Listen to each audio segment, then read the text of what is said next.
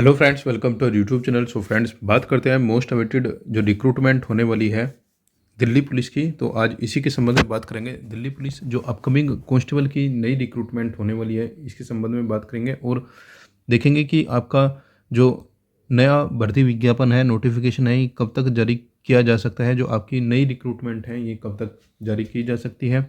As में कोई relaxation मिल सकता है या फिर नहीं। कितने पदों पर जो नया रिक्रूटमेंट है वो आपको देखने को मिल रही होगी और जो नई भर्ती होगी वो एसएससी के द्वारा कंडक्ट कराई जाएगी या फिर दिल्ली पुलिस के द्वारा आयोजित कराई जाएगी। तो इन सभी मैटर्स पर बात करेंगे। चैनल पर यदि आप पहली बार आए तो प्लीज़ चैनल को जरूर सब्सक्राइब कीजिए। फर्दर अपकमिंग अपडेट्स के लिए बेल नोटिफिकेशन प्रेस करना, जिससे सभी अपडेट्स आपको प्राप्त होते रहे। आइए स्टार्ट करते हैं आज की वीडियो को।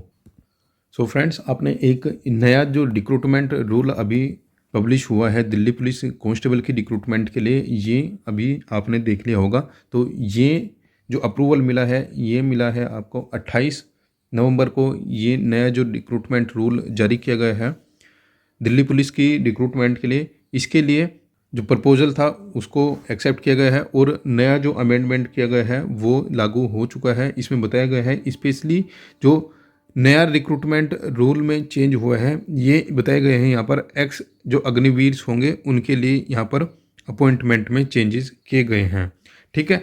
और इसमें कुछ चीज़ें और बताई गई है। जो आपकी नई जो रिक्रूटमेंट होने वाली है उसके संबंध में भी कुछ चीज़ें यहाँ पर बताई गई हैं।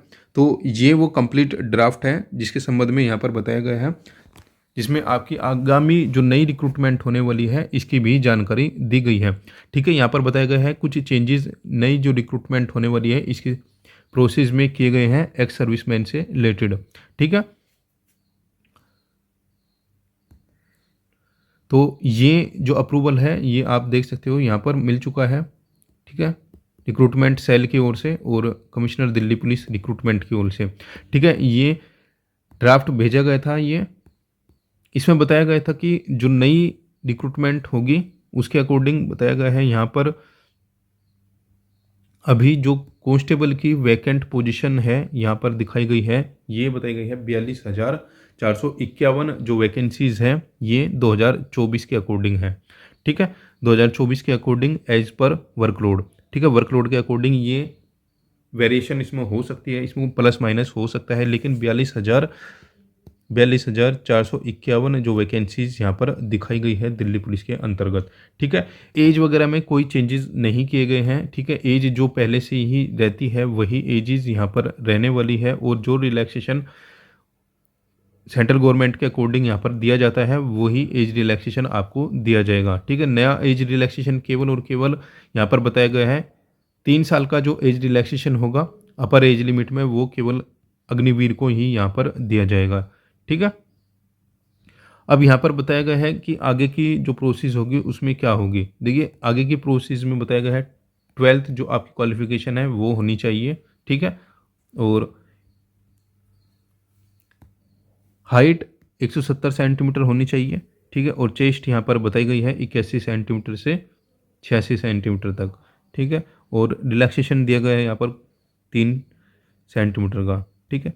तो ये चीज़ें यहाँ पर बताई गई है और इसमें बताया गया है जो भी आपकी जो नई रिक्रूटमेंट होगी वो केवल और केवल डायरेक्ट रिक्रूटमेंट के थ्रू होगी और जो डायरेक्ट रिक्रूटमेंट होगी वो कमिश्नर की ओर से जो अपॉइंटमेंट कमेटी बनाई जाएगी उसके द्वारा ही यहाँ पर कंडक्ट कराए जाएंगे। ठीक है। देखिए, इसी नोटिस में एक डिटेल बताई गई है रिक्रूटमेंट से रिलेटेड ये ड्राफ्ट चेंज हुआ है रिक्रूटमेंट रूल का। इसमें बताया गया है Delhi being a cosmopolitan city, it is imperative to attract the candidates for all parts of the country. The recruitment of the constable shall be done in month of January each year by the board to be nominated by the commissioner of the Delhi police as per the rule 8 subject to the availability of the vacancies।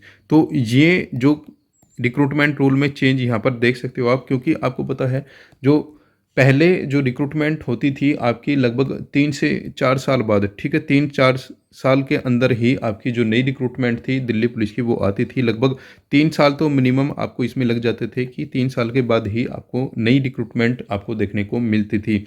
Like जैसे कि आपको railway में RRB में recruitment मिलती थी, लगभग 3 से 4 साल बाद ही रिक्रूटमेंट होती थी। और अब रेलवे की ओर से भी एवरी ईयर की बात वहाँ पर बताई गई है कि एवरी ईयर हम कैलेंडर लेके आएंगे और उसी के अकॉर्डिंग ही रेलवे की सारी प्रोसेस होने वाली है। तो सेम चीज़ें यहाँ पर बताई गई है कि प्रत्येक वर्ष जो एसएससी का कैलेंडर होगा उसके अंतर्गत ही आपकी जो नई रिक्रूटमेंट होगी वो कंडक्ट कराई जाएगी। ठीक है, अब ये चीज़ें स्पष्ट हो चुकी है कि आपकी जो नई रिक्रूटमेंट है वो प्रत्येक वर्ष जारी करने की बात की गई है। काफ़ी कैंडिडेट के माइंड में डाउट है कि ये जो रिक्रूटमेंट होगी वो दिल्ली पुलिस की ओर से आयोजित कराई जाएगी या फिर एसएससी की ओर से। देखिए, इसका जो एग्ज़ाम होगा वो एसएससी की ओर से ही कंडक्ट कराया जाएगा, यानी कि आपकी जो रिटन की प्रोसेस होगी एप्लीकेशन से लेकर एग्ज़ाम तक, रिजल्ट तक, यानी कि वो सभी जो प्रोसेस होगी वो एसएससी की ओर से ही कंडक्ट कराई जाएगी, जैसे एज यूजुअल पहले से ये चीज़ें चलती आई हुई हैं। ठीक है, अब बात करते हैं कि जो नया रिक्रूटमेंट नोटिफिकेशन होगा। देखिए, इस रिक्रूटमेंट नोटिफिकेशन में जितने भी न्यू कैंडिडेट होते हैं उनके लिए एक चीज़ यहाँ पर ध्यान रखनी होगी। जितने भी न्यू कैंडिडेट ये वीडियो देख रहे हैं, आप एक ड्राइविंग लाइसेंस जरूर बना लीजिएगा। ठीक है, और LMV, ठीक है, LMV का एक ड्राइविंग लाइसेंस आपको होना ज़रूरी है। इसके बिना आपको फिजिकल से बाहर कर दिया जाएगा। और LMV का जो व्हीकल का होता है ना, DL, ये आपको PET के टाइम पर होना ज़रूरी है। ठीक है, PET के टाइम पर होना ये आपके पास बहुत ज़रूरी है। तो इस चीज़ को यदि आप न्यू कैंडिडेट हो, दिल्ली पुलिस के लिए न्यू कैंडिडेट हो, तो ये चीज़ें आपको यहाँ पर ध्यान रखनी होगी। ये सब चीज़ें आपको नोटिफिकेशन के अंतर्गत भी देखने को मिलेगी। ठीक है, अब बात करते हैं कि नंबर ऑफ़ वैकेंसीज कितनी हो सकती है रिक्रूटमेंट नोटिफिकेशन। जैसे कि अब यहाँ पर बताया गया है कि प्रत्येक वर्ष जनवरी में प्रपोज दी गई है यहाँ पर कि प्रत्येक वर्ष जनवरी में प्रस्तावित है आपका विज्ञापन। तो कितनी नंबर ऑफ़ वैकेंसीज आपको अभी देखने को मिल सकती है नया रिक्रूटमेंट नोटिफिकेशन जब आएगा। ठीक है, देखिए, अभी तक आपने लगभग 1 से 1.5 महीना पहले भी कुछ RTI वगैरह देखी होगी, और RTI वगैरह में बताया गया था लगभग 6600 के आसपास आपको वैकेंसीज़ के अकॉर्डिंग बताया गया है कि ड्राफ्ट प्रपोज किया गया है वैकेंसीज़ के लिए। तो आप मानकर चलिए कि लगभग 6000 से लेकर 7000 तक ही आपकी जो नई रिक्रूटमेंट है वो आपको देखने को मिलेगी। ठीक है, 6000 से लेकर 7000 तक ही आपको जो नई रिक्रूटमेंट है दिल्ली पुलिस की ये आपको देखने को मिल रही होगी। ठीक है, काफ़ी कैंडिडेट का डाउट है कि क्या जनवरी 2025 में नोटिफिकेशन आ पाएगा या फिर नहीं। देखिए, अभी तक जो ये ड्राफ्ट यहाँ पर गया है, ये ड्राफ्ट यानी कि रिक्रूटमेंट रूल में चेंजेस किए गए हैं, ये अभी बताया गया है कि 28 नवंबर को यहाँ पर ड्राफ्ट प्रपोज हुआ है। ठीक है, इस पर परमिशन मिली है। तो देखिए, अभी इसके अकॉर्डिंग हर साल आएगी, ये आपको हो सकता है कि ये नेक्स्ट ईयर से ही ये चीज़ें लागू हो, लेकिन इससे पहले भी कुछ प्रोसेस चली हुई थी दिल्ली पुलिस से संबंधित। जो रिक्रूटमेंट आनी थी वो आपको भी पता है, वो ऑलरेडी बैकडोर में सब चला हुआ था, क्योंकि आपने कुछ उसके संबंध में पहले भी RTI वगैरह देखी होगी। ठीक है, कुछ RTI वगैरह जैसे आई है तो उनके अनुसार बताया गया था कि दिल्ली पुलिस और जो नई जो कमीशन है, ठीक है, यानी कि एग्जामिनेशन कंडक्टिंग एजेंसी आपकी SSC है दिल्ली पुलिस के लिए, तो उनमें कोऑर्डिनेशन चला हुआ है। तो ये आप मानकर चलिए कि आपकी जो नई रिक्रूटमेंट है ये अब आपको SSC का जो न्यू कैलेंडर होगा उसमें आपको देखने को मिल रही होगी। तो मिड दिसंबर में जो SSC का नया कैलेंडर आएगा, ठीक है, मिड दिसंबर में जो आपका SSC का जो कैलेंडर आएगा उसमें आपको रिक्रूटमेंट नोटिफिकेशन की अपडेट SSC के माध्यम से दे दी जाएगी कि आपकी जो नया रिक्रूटमेंट नोटिफिकेशन है वो जनवरी में आएगा या फिर थोड़ा और लेट हो सकता है। देखिए फ्रेंड्स, ये चीज़ें आपको कैलेंडर में दे दी जाएगी कि आपका विज्ञापन जनवरी में ही आएगा या फिर आपका फर्स्ट हाफ में आएगा या फिर सेकंड हाफ में आएगा। ठीक है, देखिए, ये केवल अभी अप्रूवल हुआ है। अब अप्रूवल होने के बाद में इसमें काफ़ी चीज़ें हैं जो फाइनली अप्रूवल के लिए आपको अलग अलग मंत्रालयों के पास इसको जाना होगा। ठीक है, ड्राफ्ट जो बनता है उसके बाद ही सेंट्रल गवर्नमेंट में अलग अलग स्तर के इसमें अप्रूवल होंगे, उसके बाद ही फाइनली ड्राफ्ट माना जाएगा। ठीक है, तो अभी आप ये जो चीज़ें यहाँ पर लिखी गई है कि एवरी मंथ जनवरी में होगी, आप इसको अभी कम से कम आप मानकर चलिए कि ये नेक्स्ट ईयर से ही लागू हो पाएगा। ठीक है, यानी कि जो नेक्स्ट कैलेंडर आएगा 2026 वाला उसके साथ ही। लेकिन 2025 में जो पहले से ही प्रपोज वैकेंसी थी, उसके अकॉर्डिंग ही आपका जो कैलेंडर है उसमें नोटिफिकेशन आपको मेंशन किया जाएगा। ठीक है, तो इसमें हो सकता है कि ज़रूरी नहीं है कि आपका जो विज्ञापन जनवरी में है, तो ऐसा भी हो सकता है ये फरवरी मार्च में या फिर थोड़ा लेट भी आपको देखने को मिल सकता है।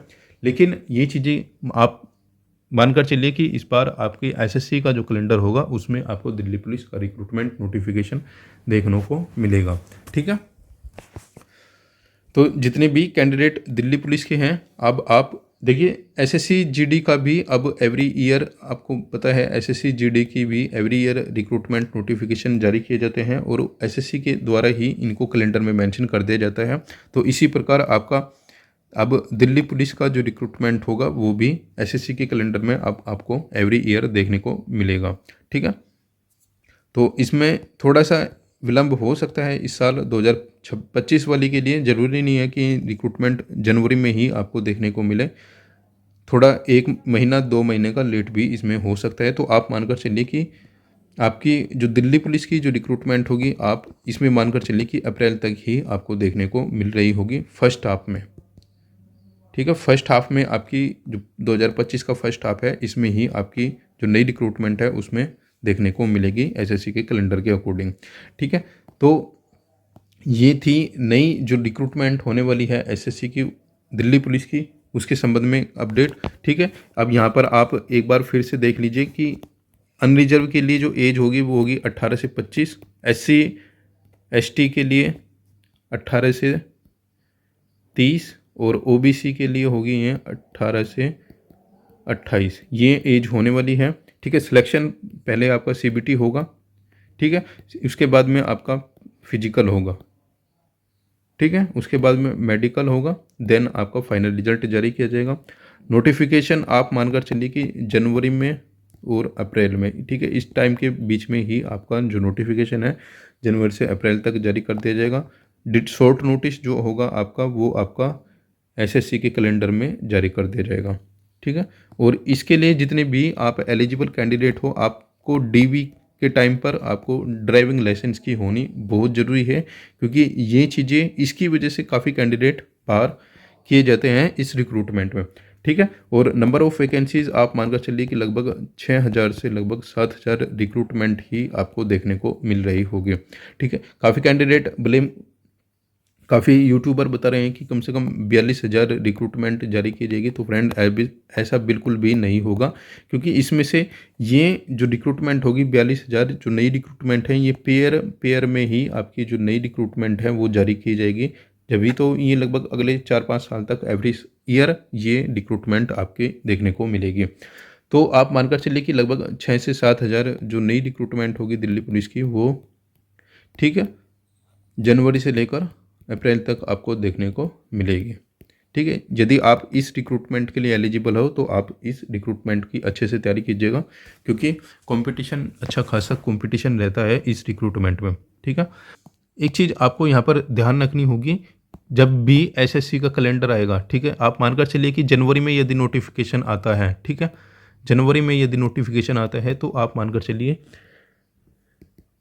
अप्रैल या फिर मई में आपकी परीक्षा हो जाएगी। तो जब भी आपका नोटिफिकेशन आएगा लगभग उसके अल्टरनेट महीने में, तीसरे या फिर चौथे महीने में ही आपकी परीक्षा हो जाएगी। तो कम से कम आप मानकर चलिए कि 90 दिनों का टाइम आपके पास रहने वाला है। ठीक है, तो जनवरी के अकॉर्डिंग आपकी जो परीक्षा होगी वो मार्च या फिर अप्रैल में, ठीक है, और फरवरी के अकॉर्डिंग आपकी परीक्षा हो जाएगी मई में। तो आप अभी से ही इसके अकॉर्डिंग आप अपनी तैयारी में लग जाइएगा। ठीक है, और जल्द ही एक वीडियो लेके आएंगे, डिटेल में वीडियो लेके आएंगे, जिसमें आपको सब्जेक्ट वाइज अच्छे से स्कोर कैसे करना है, सब्जेक्ट वाइज हम बताएंगे कौन से सब्जेक्ट में आपको बेस्ट सोर्स क्या रहेगा आपके लिए। ठीक है, तो फ्रेंड्स, चैनल पर पहली बार आए तो प्लीज़ चैनल को जरूर सब्सक्राइब कीजिए। फर्दर अपकमिंग अपडेट्स के लिए बेल नोटिफिकेशन प्रेस करना, जिससे सभी अपडेट्स आप तक प्राप्त होते रहे। मिलते हैं नेक्स्ट वीडियो में नेक्स्ट अपडेट के साथ।